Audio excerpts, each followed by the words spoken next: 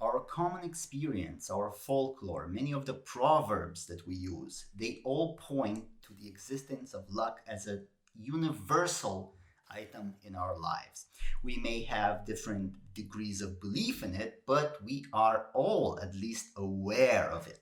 It's in every culture, it's in every country, it's in every place that I have visited or where I lived. And at the same time, it seems that it's almost universally either not so well understood or misunderstood. Luck, to an extent, is the supreme insult to human nature. It diminishes us, it steals our achievements. We fundamentally don't want it to be true. Weak men believe in luck, strong men believe in cause and effect.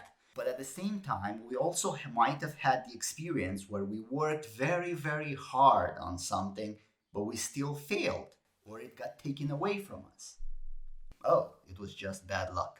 Other times we look at people who have more than us or who have achieved more than us, and we indirectly try to diminish their work or their credit. And we might say something like, they were just lucky. So which one is it? It seems like there is so much confusion. This is the reason why I embarked on this journey on reading, researching, and trying to understand a little bit more about luck. And this is what I came up with. This is what I'm going to try to explain in this session on Charming Lady Luck, when character becomes faith. So let's dive right in with a little bit of perspective. So we're going to try to get some perspective first. Here's the thing about luck. You don't know if it's good or bad until you have some perspective on it. The thing is that chance is neutral, and luck also tends to be neutral until we apply a label on it. Chance simply means the probability of an event happening. Chance is all around us. Chance is happening all the time. We are always giving different chances. Some we might see, others we might not see. But the thing with chances is that the moment we start labeling them, we put a label on it, then it starts to become what would be called good luck when a chance leads to a desired outcome, or bad luck when a chance leads to an undesired outcome.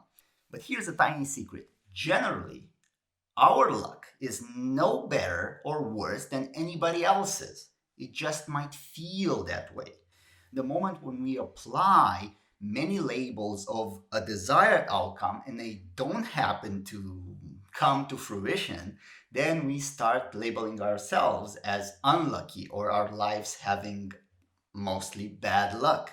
So it is the label that we place on the items that then creates a mindset of lucky or unlucky. So one item that we might consider is simply shifting our perspective on the things and on the chance events that happen in our life.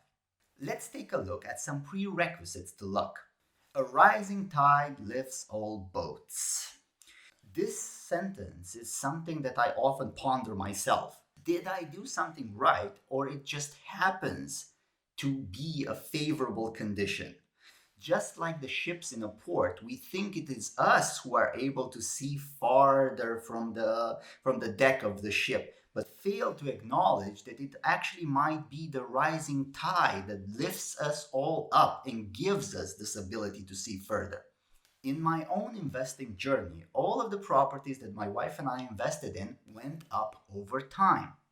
All of them. But so did the entire market from the moment we started investing. So the question is it skill, or was it just a favorable timing? Or is it something more complex than that?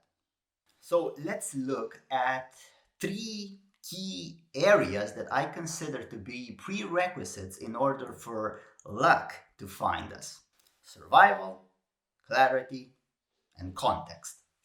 First, let's look at survival. Luck is a very thin wire between survival and disaster, and not many people can keep their balance on it. The idea here is that survival doesn't get the respect it needs because in order for luck to find us, we must do everything in our power to avoid ruin and expand our time frame so that luck can eventually find us. A great way to illustrate this idea of survival and why it is more important than people consider is, let's think about the famous game of Russian roulette. So it's a lethal game of chance in which a player places one single bullet in a six-cylinder revolver, spins the cylinders, and pulls the trigger. So example, we have one bullet, six chambers. If six people play this game by taking turns, one person gets killed, five manage to survive. However, if one single person plays this game six times, this person gets killed every single time.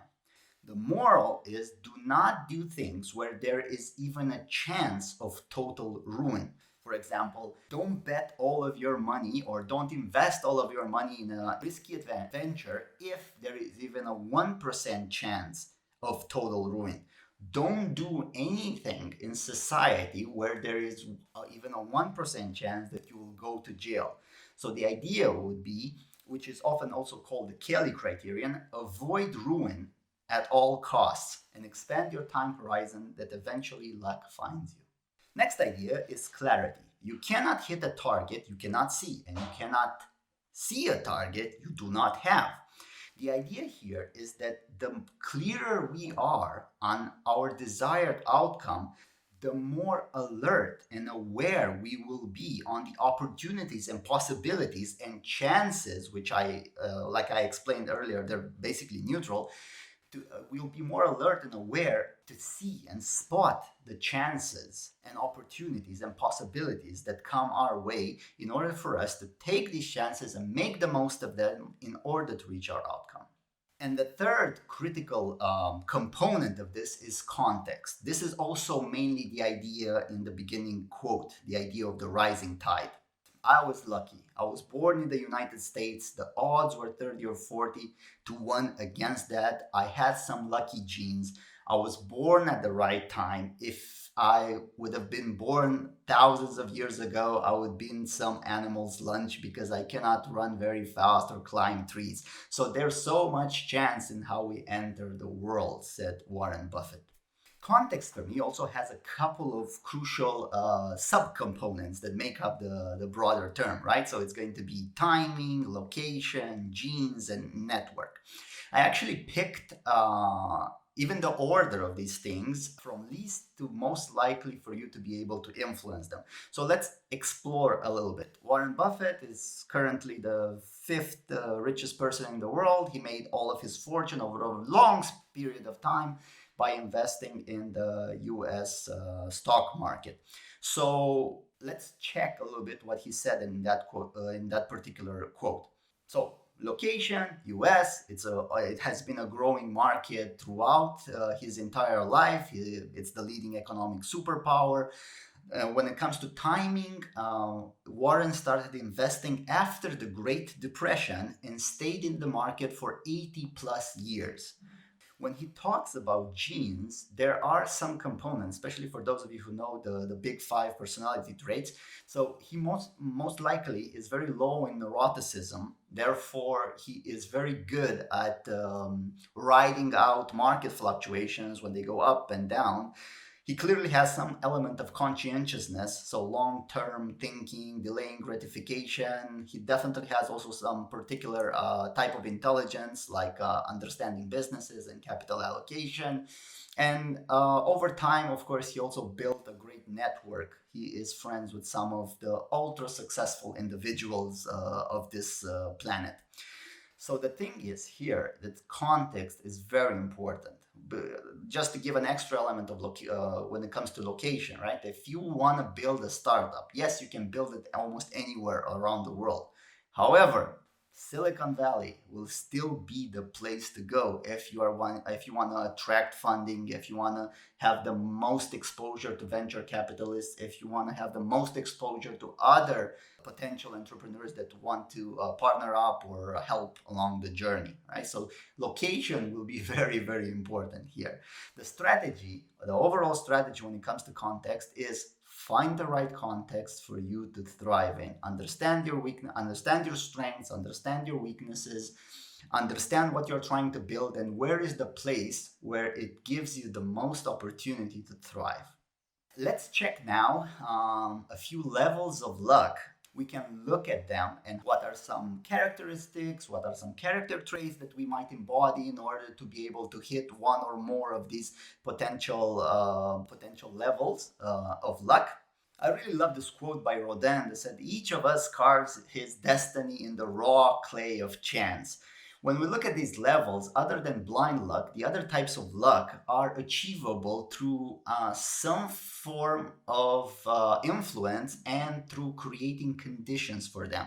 In other words, we cannot control them. So I'll repeat, we cannot control fully any of those levels. Control is an illusion, but we can influence them to various degrees. Starting off with the most common one, blind luck. Dunn's law, careful planning is no substitute for dumb luck, right? Chance events just happen, and some of them might be very favorable to us. The woman in the picture, Evelyn Adams, won the lottery in the US not once, but twice. So winning the lottery once is the odds are very much stacked against you, but winning 2 times, that's like amazing, right? She won more than $5 million.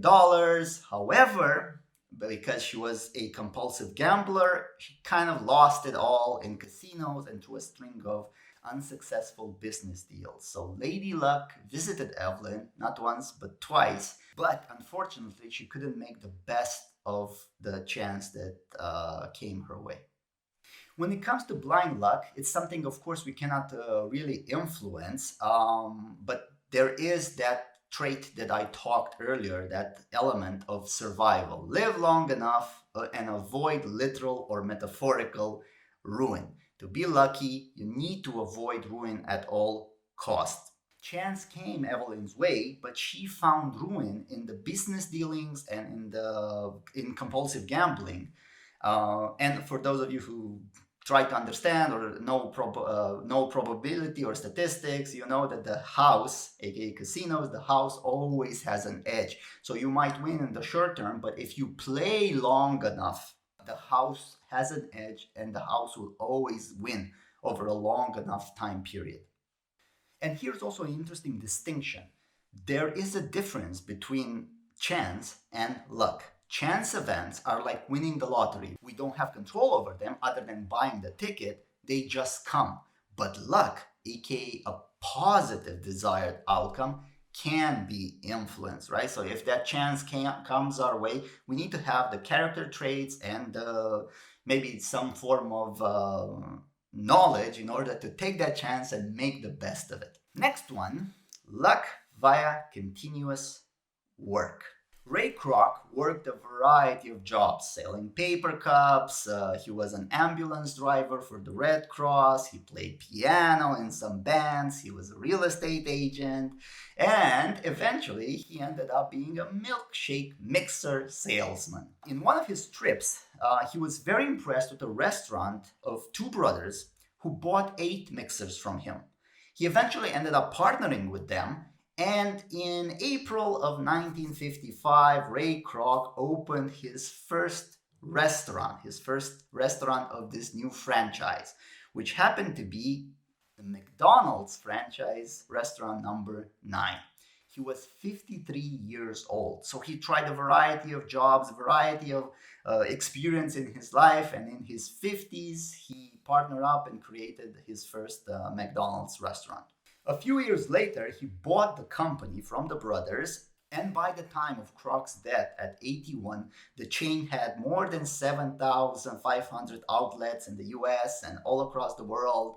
I think he's a great illustration of this idea of luck via continuous work.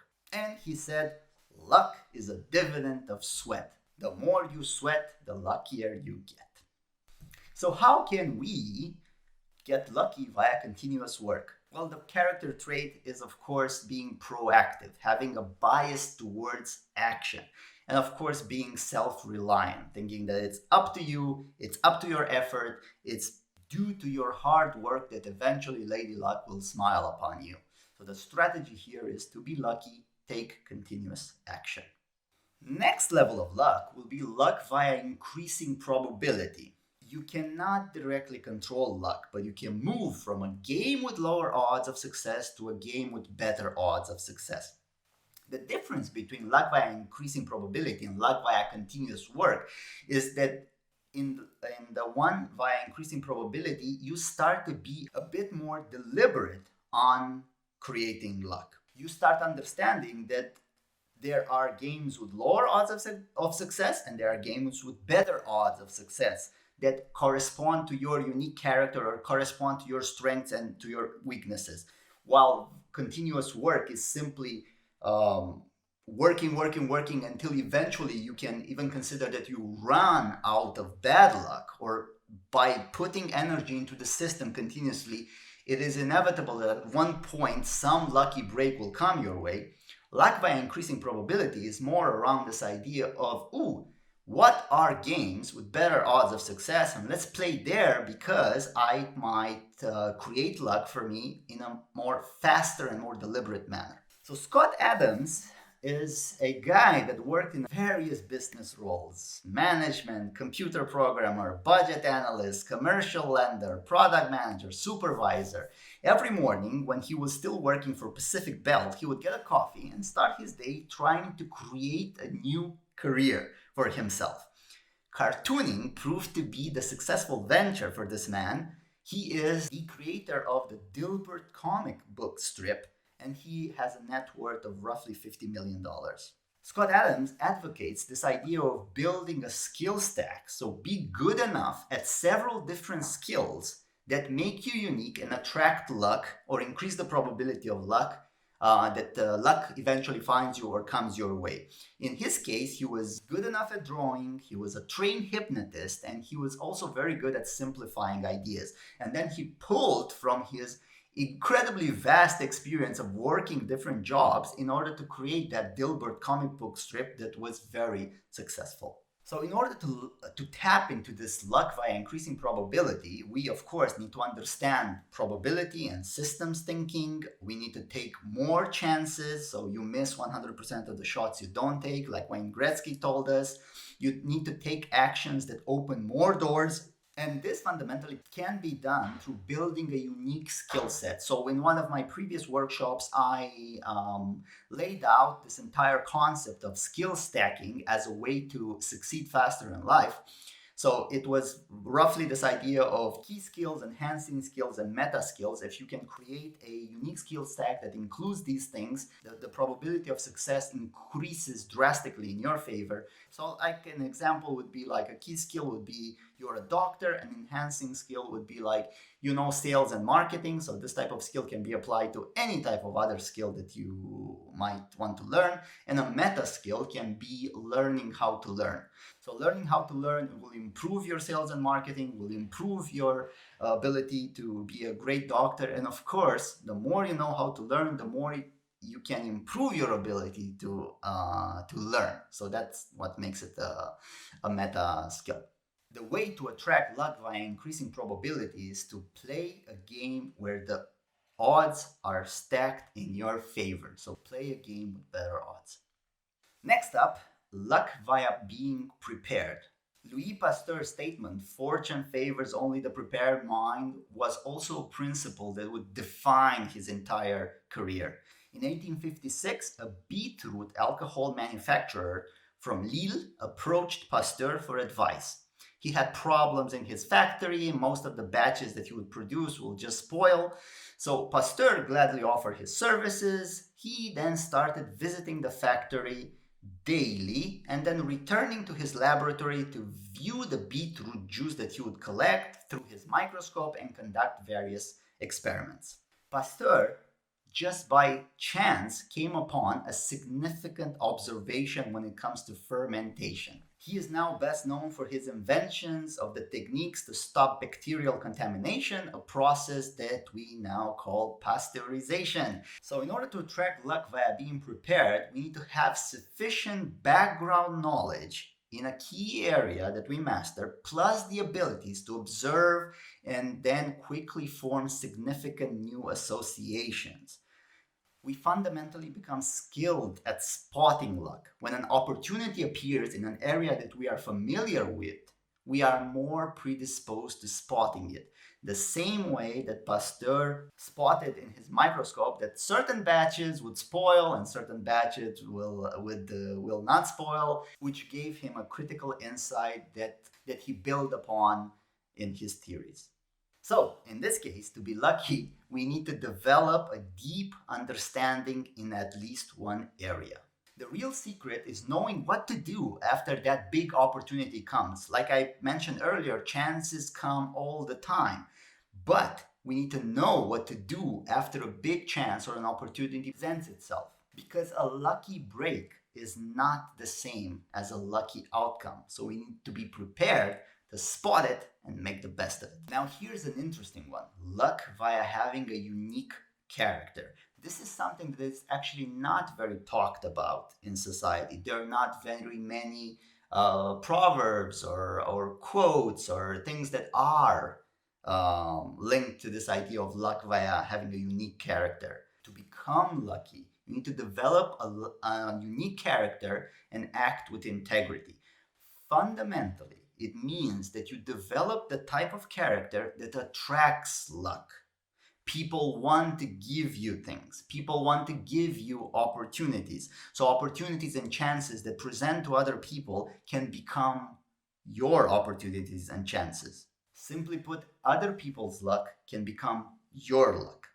One main reason people tend to be lucky is that they are involved in the world around them. They build competency and reputation. Success breeds success, we are often told. Eventually, they will be offered chances that others cannot get. They get offered to buy companies. They get offered deals that are not readily available for the masses. Other people want to do deals through you because of your reputation. And of course, you can get a cut of that. And what I mean by acting with integrity is that you have to work in such a way that you always play long-term games and you don't do anything that will destroy your reputation. I believe that Warren Buffett is a wonderful example of this luck via unique character, because he often gets offered deals and to do deals or to buy companies that are successful, or people want to do deals through him because of his reputation. So you build yourself to such an extent that luck finds you from all possible angles. So since this idea of luck via a unique character is not something very well known, I want to dive deeper into it. And I believe that it fundamentally also has like three major key components. So these are like clusters, these are like areas that I will expand on further: proactive, rational, and optimist. So these I consider to be the lucky character traits: being proactive, being rational, and being optimistic. Now, before diving deeper into these things, it's important to say that the aim would be to embody these traits, at least in small ways. This is not a all or nothing. It's a spectrum. It's not do I have it or I don't have it. The better question would be, to what extent do I have it? And is there a way that I can build upon it? It fundamentally is an ongoing process where you build a better and better edge for yourself over time. And then these lucky character traits can create situations for luck to thrive. First one, being proactive. This is mainly taken from Richard Wiseman, who is a psychologist who studied extensively luck. He even came up with this idea of there is such a thing as a lucky mindset or a lucky cocktail of things. So the winning cocktail is high extroversion, high openness, and low neuroticism. When it comes to extroversion, it helps to be enthusiastic, energetic. People who are high in extroversion are also people.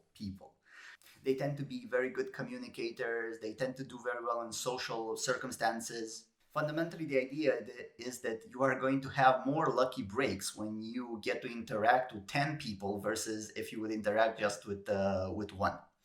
When it comes to openness, is this idea of being open to opportunities, having the courage to say yes to more things. right? Increasing the surface area of helping you attract luck. And when it comes to this idea of low neuroticism, basically somebody who is very high in neuroticism is somebody who is always alert, always on guard, right? But when you get to the lower scale of the neuroticism, so lower neuroticism, it's actually where you get the most benefits of this personality trait, right?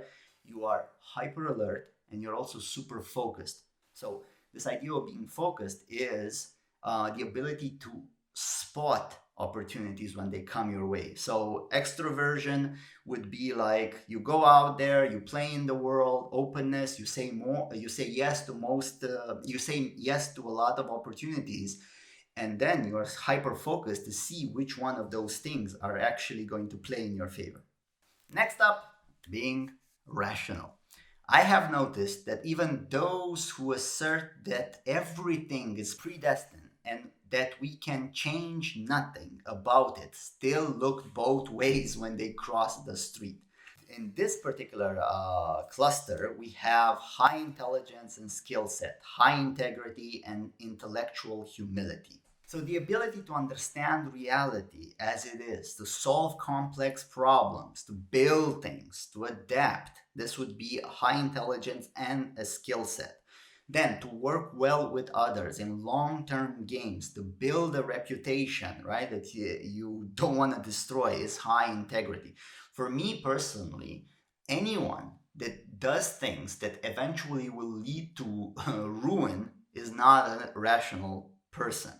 Anyone that doesn't play long-term games with people and doesn't have high integrity. And then you need to know what is your area of competency. What you know and what you don't know. You need to have some form of intellectual humility in order to not do anything reckless for yourself or for others by overestimating your abilities or by being ultra risky in areas that you have no idea about. When it comes to rational, I'll also make another distinction between statistics, chance, and personal action. So statistics now say that about a third of all Americans are obese. Now, does that mean that every individual has a 1 in 3 chance of being obese? Of course not, right? You can decide your habits and actions that eventually will affect your weight. So you can pick the statistic you want to be in. This is the realm of the rationality. Now, there also tends to be a problem with hyper-rational people, and this hyper-rationality needs to be toned down with a heavy dose of optimism. What really matters in life is how you react to the opportunities and challenges that randomness brings your way. Do you start seeing them with a more of a pessimistic outlook or a more optimistic outlook? This is the realm of having positive expectations, having confidence and determination, perseverance and persistence. From my observation, often optimists are considered dreamers, are people who are not quote unquote very rational. They dream about things that have no foundations in reality. Although a optimist might be perceived as a dreamer, a pessimist also might be perceived as somebody more calculated, more rational. However, there is no progress that has ever been developed by a pessimist. Pessimists just sound smart, but ultimately they also get in their own way and they don't do anything. Positive expectations is the fundamental truth of progress. The belief that things can be better tomorrow, the belief that my life can be better. Optimism is linked to luck because it encourages you to keep trying.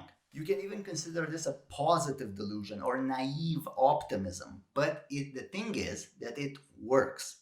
If people had the realistic estimates of the magnitude of the work, the grind, and the hustle that they will face upon starting their own businesses, or in the case of people even before having kids, if you knew the sleepless nights, if you knew all of the when the kid gets a little bit sick and then you get worried, if you had a realistic estimate of all of the hustle that goes into business or raising kids, there is a huge chance that no one would do it ever. Why would you go through that? So you need to have a positive expectation that the future is going to be bright. The thing is that optimism builds perseverance and persistence, and this gives more time for events to work out in your favor. An interesting strategy is what is called counterfactual thinking. So, according to psychologists, the degree to which you think that something is fortunate or not is the degree to which you imagine alternatives that are better or worse. In other words, lucky people always look at the silver lining. Something happens, a chance events happen that doesn't look very good, but an optimist will be like, what can I learn from this? Or they might think to themselves, oh, maybe there's an opportunity here in this particular challenge. So this is counterfactual thinking. You see something, but then you choose to put a positive spin on it and try to see what's the lesson that can be learned and how can you continue to move forward. Here are two examples. John Grisham sold 275 million books worldwide, but his first book was turned down by 28 publishers. Dr. Seuss sold more than 600 million books worldwide, but his first book was also turned down by 27 publishers. Now, if these men didn't have some form of positive delusion or belief or perseverance in the fact that the next one will be the one that will grant me success, their works would have not been read by hundreds of millions of people worldwide. So where is this all leading to? Is there luck? Can we control it? The thing about controlling luck is that it is a paradox. Luck depends on chances, circumstances, context, but it also is somewhat self-generated. The one frame of mind, there is no such thing as luck, also leads to the illusion of control. I mean, we need the illusion of control because it is difficult to grasp chaos, chance, random events. However, and it pushes us forward, so it's a good thing. But the dark side of this is that it leads us to overestimate our abilities and fall prey to various fallacies. Another dark side of this is that we start to dismiss everyone that does not have our level of success as being incapable, lazy, inferior, right? They deserve the bad luck that they're having because they don't do anything, right? However, the truth is, bad things happen to good people all the time. So we need to have a little bit more understanding that there is such an event that even in the best of circumstances, some people fall prey to bad luck despite their best intentions. Now, the other frame of mind where everything is luck leads to the belief that no one deserves what they built since, hey, it was luck. He had a lucky break. This thing happened. It went his way. All is luck. It's predetermined, right? This leads to a form of learned helplessness. Dr. Seligman did a series of great experiments on learned helplessness where he fundamentally showed that animals, when put into a situation where they cannot control, they eventually stop trying to escape. There is this famous story with the baby elephant that is locked with a little chain around his leg. But when the elephant grows up to be big, where the chain means nothing, right? The elephant can always destroy it really fast.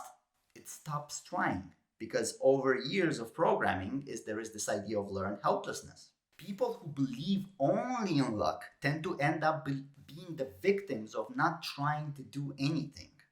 So we need a form of willingness to believe in a positive future and continuously take action towards it, even if it's a positive delusion. Putting energy back into the system and thinking that we can do something, we can influence, is mandatory. We must do it in order to increase the surface area and achieve our goals and even achieve more than we thought possible. Both of these frames of mind tend to fall under the self-fulfilling prophecy idea, where that there's this it's a self-fulfilling prophecy is a prediction that causes itself to become true due to a continuous feedback loop that gets created between belief and behavior. You believe certain things, you act in a certain way, and it reinforces the belief, reinforces the action, etc., etc. So, for example, if you believe you are unlucky, you will then also ignore all the positive events and positive chances and opportunities that come your way. You ignore them and you simply focus on the fact that, like, hey, I'm an unlucky person, there is nothing I can do about them. And fundamentally, it starts becoming a self-fulfilling prophecy. The best frame of mind that I read comes from David Brooks. You should regard yourself as the sole author of all of your future achievements, right? So everything is under my control, and as the grateful beneficiary of all your past successes. Hey, maybe things went my way, maybe there was an element of luck, right? So you should regard yourself as the sole author of all of your future achievements and as the grateful beneficiary of all of your past successes. So if I had to summarize everything in this presentation in a very compact phrase, this would be the golden rule of luck. To charm Lady Luck, be a proactive, rational optimist. Play a long-term game and avoid ruin. Do it in a well-known area where the odds are stacked in your favor. And if you want to turbocharge this experience, surround yourself with similar people. And at the same time, remember that ultimately there is no guarantee.